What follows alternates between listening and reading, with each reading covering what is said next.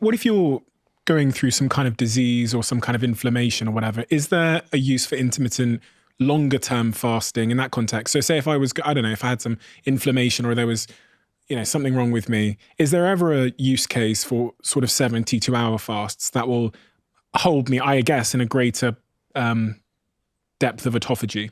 This is difficult because there's not really direct research looking at this. So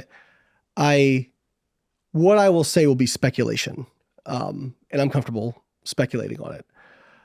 Again, let's just break it down to equating weekly calories, right? Because if we're comparing apples to apples, right, we know caloric restriction will increase autophagy. So if intermittent fasting places somebody in a calorie deficit overall, that's like what we call a confounding variable, right?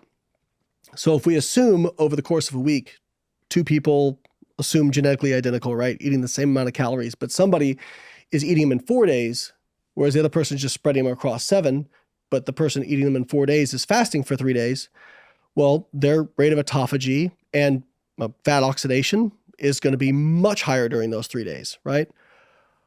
But then when they've got to fit all the calories they normally would in over those 4 days, now it's going to be much lower, and the people eating continuously are going to have a higher rate of autophagy and fat oxidation. Body's smart. It strives for homeostasis. Now, I'll have some people say, devil's advocate argument is, well, what if you're not compensating for the calories during those 4 days?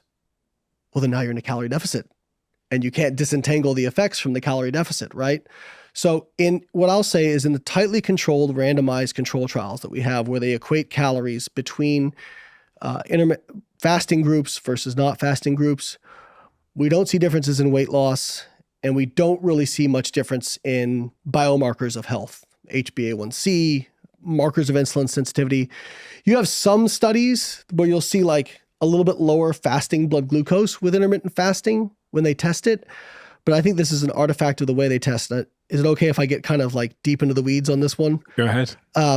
So one of the problems is if you're going to compare apples to apples, if you fast for longer, your fasting blood glucose will be a little bit lower. If somebody's eating continuously, for example, and then they're fasting for, say, 12 hours before the test, but the person in the fasting group has fasted for now 16 hours because they were in a defined eating window, their blood glucose tests out maybe a little bit lower, right? And so you see this in some of the studies, not all, but some of them. But then you look at the longer term markers of insulin sensitivity, like at HbA1c, and you don't typically see differences when they're equating calories.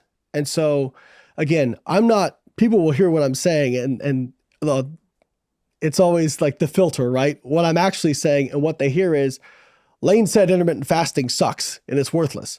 No, if it is something that you can be consistent with and it helps you control your intake, it is a fabulous way for a lot of people to control their calorie intake and lose weight.